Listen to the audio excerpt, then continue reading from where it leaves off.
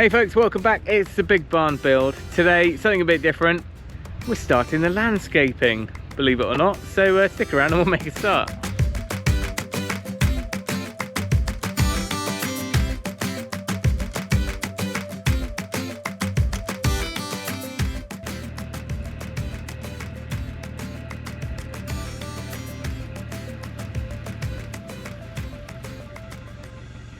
I think it rained last night.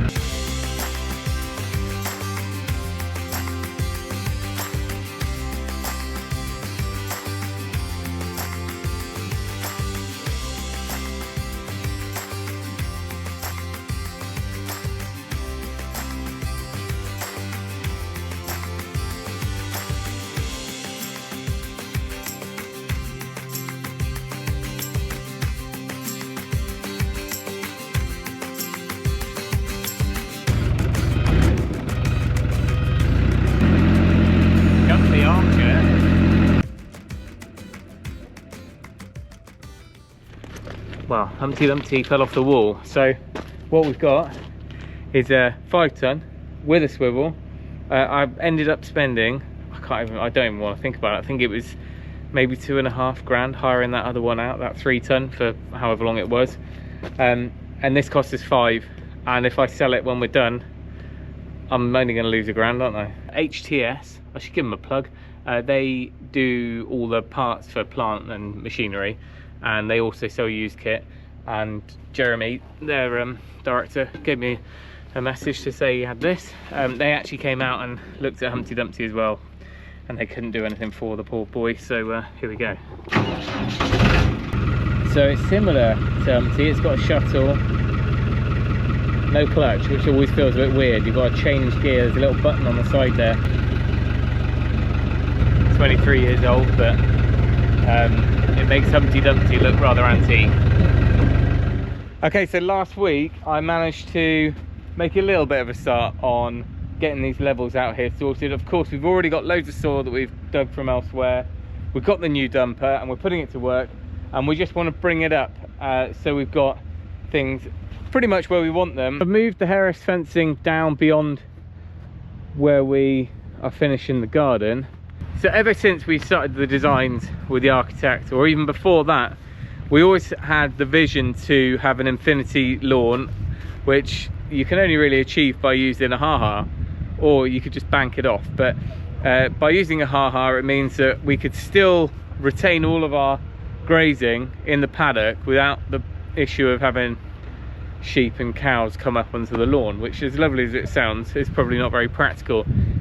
Therefore, we would be putting in that wall, and it tapers from pretty much level up this end, where there'll be a bit of fencing, to about 1.5 metre change in height over here.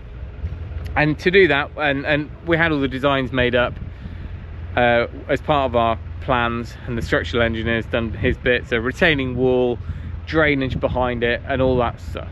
But there are a few problems with a ha-ha. Actually, first off, what is a ha-ha? Because some of you might not have a clue what I'm on about. A ha-ha normally is where you've got your lawn that goes out, and then you have a wall, like a sudden drop, and then quite often you have a bank going back up to the grazing on the other side. Now, typically it was in big fancy stately homes and stuff where they have parkland and they've got deer or livestock out, and they don't want them to be able to get up, and it means you don't have to have that visible fence breaking up the view. And that's kind of like what we were going for. The only problem is there's quite a bit of engineering involved in it. Building regs might have something to say with it, because it is a drop, and if you're made to put railings on top of it, then it kind of does away with the whole idea of a ha-ha, because then you may as well just have a fence. Therefore, this morning I'm lying in bed thinking, well, does it need to be a ha-ha? Actually, what we could do is we could build this lawn to the point we want it and bank it down quite steeply, and then just have a regular 4-foot livestock fence at the bottom. So if we had that, we know that stock are contained that side. Visibly, the ground is high enough over most of this lawn area that you wouldn't see the fence anyway. And even if you did that fencing, for the amount of money we could save on all that engineering works. We could probably put in nice like estate railings or something and still save ourselves a considerable amount. So even if you did see the fencing, as the ground sort of evens out up this end, it could be quite nice fencing. And therefore, that's what we're going to do. Today, we're just going to level everything, shape it, bring up some nicer soil after we've run all this in with the dumper, and create like a nice sculpted bank, ram it in as hard as we can, seed it, and then hopefully deal with fencing next year.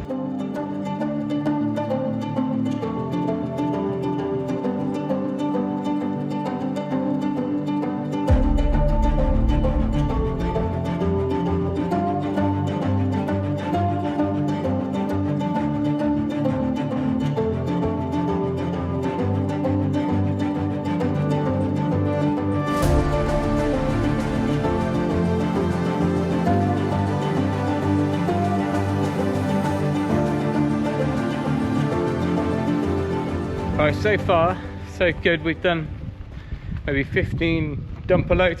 It's probably the best part of 100 tons of soil it's going to take. This is what we're looking like. So it looks like we've got some sort of turbo mole going on, but we know that this level is pretty much okay, if not a little bit high, because we may as well start with a level lawn. We're aiming to come into the about 300 below floor level indoors, because we're going to have a path and patio along here. So we are going to go along with the laser in a minute, but what we decided to do, we've got that far corner right, we're going to level it across from there. We just sporadically dumped our loads here. Send is brought up a bit. Again, all this will be backfilled for the path. So we're just working our way back out with the dumper. We can still go around the top to bring it in. We're going to bring the digger up next and start leveling this, and then we've just been like tracking it in with the digger and rolling it in with the dumper. Between those two, in a few kind of stages, we're hoping that this will compact down a fair amount. As far as names, on Instagram we had some good offerings. One was Donald Dump. There was another which was Brum, because actually if you look at the back end of this, the photo I posted on Instagram looks quite reminiscent of Brum the car. Anyway, any good suggestions, let me know.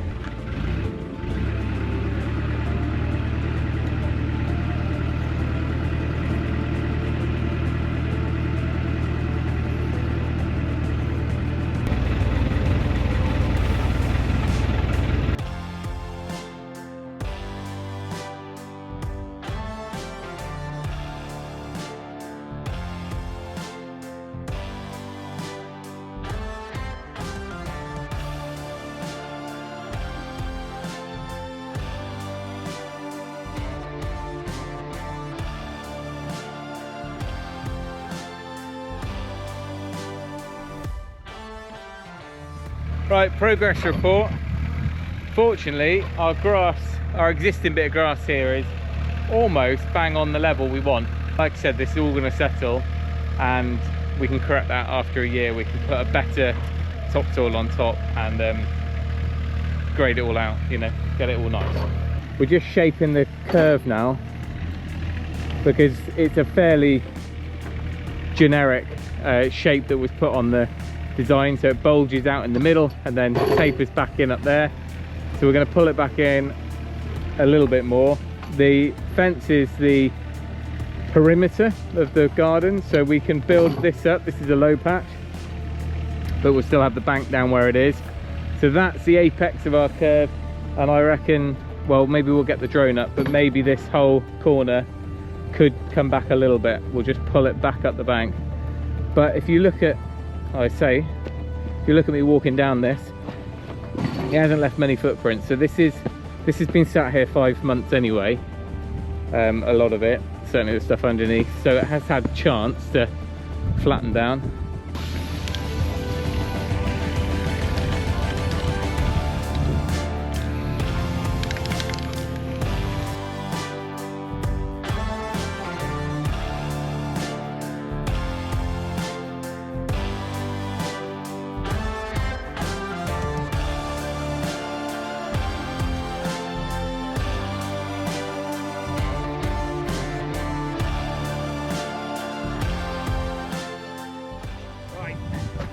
The final loads are in. The chickens are here to give us a hand with the raking.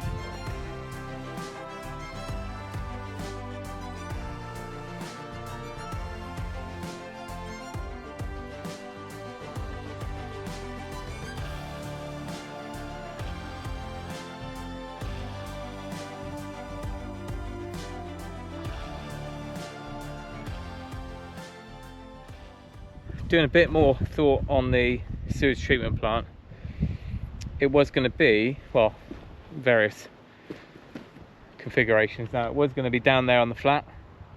We're now actually thinking that by the time you bring the lawn level, garden level round at this height, we've still got plenty of space here, far enough away from the house, at the right sort of height and location to set it. We still probably terrace up the curve a little bit, set it here, so it would be out of sight, out of the way for access, inside the red line, and probably easier for pipe work. Remember, we got a drainage run to come down the back of the house, and then one that will come across this way under the garden. I think we're about 500 on the inlet invert, so 500 down, and similar for the outlet. And then it will join into the drainage to go down to the brook.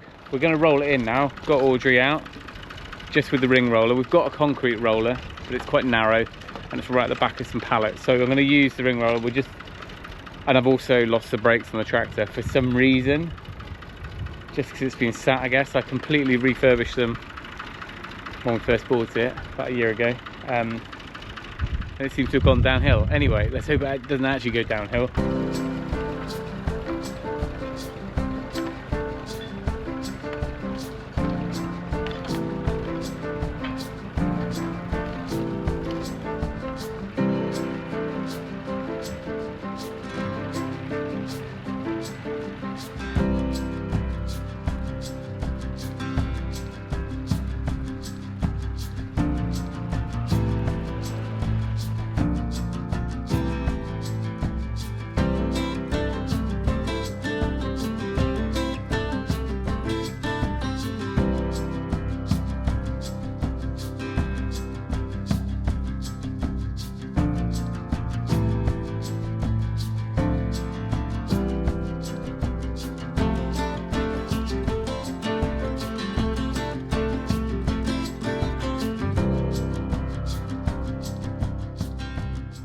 We're getting inventive now. The rolling's worked, really compacted it, but we still think there's a few high spots and low spots, and we've given up with the rake, so we're going with pallet and blocks.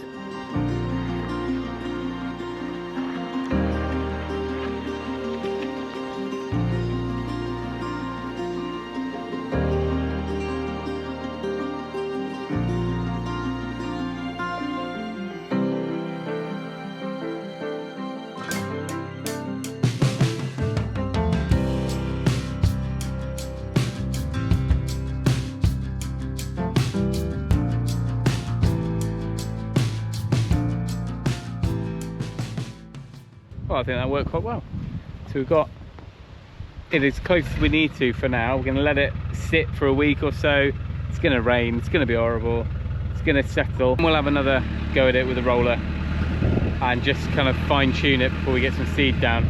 So I guess the question for you guys is, what would you do on the bank? I think if we seed it and fleece it, it'll be sufficient for now. And then we can, when we actually do garden stuff in a year or two, we can revisit it. But let me know, what would you do? And long term, what would you do on that bank? Remember, the aim is for it to be not visible from the house, because it'd be hidden behind the brow. It needs to be family safe, well, family safe, but it also needs to be livestock safe. So no kind of evergreens or anything that's toxic, because knowing the sheep, they'll reach through and the cows will reach over. But we do, it's essentially going to be a ha-ha. It's just an easier way of doing it, I think. Now, final job of the day, just as the rain comes, we're going to get some sub base in here. One load done, nothing like a big dumper. That's looking good. We've got another one behind me. Oh, crikey. And then we'll have to bring digger up to even this out before we compact it down. but plenty of fines in this batch. This is a little bit more rough and ready. The dumper's hardly sunk into the ground over there at all, which, bearing in mind it's 5 ton, is a good sign. We had considered building a retaining wall all the way along here. It doesn't really make sense to do that, because only really if we were doing a block and beam out here, which was one idea, but really if it's no higher than the ground level, there's no need for that. We've got a separation membrane to keep the stone clean, or you know, it's not going to settle into the surrounding soil. So I think we're okay. You didn't see the before of what this looked like yesterday, but let me show you how things have improved in this lower section. All of this was just a mountain of soil, which is now being sorted through and gone up there. Out there, there was another 30 or 40 tons of soil out through that gate. That's all been added to the lawn. So we've saved this. This is quite nice soil here. Really, we should have had a sifter. What do you call it? Not a sifter, strainer, sifter. But it is what it is. That's going to go down as our bit of a top dressing.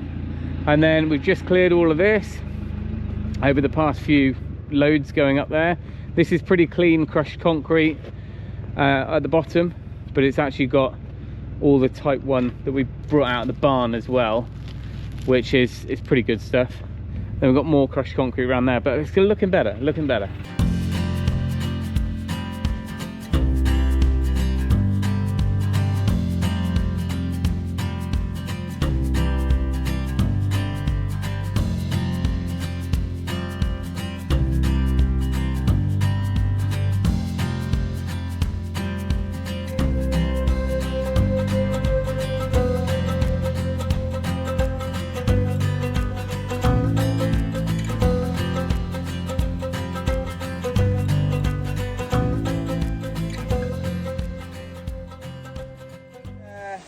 So we've done it, but I left the GoPro in the digger.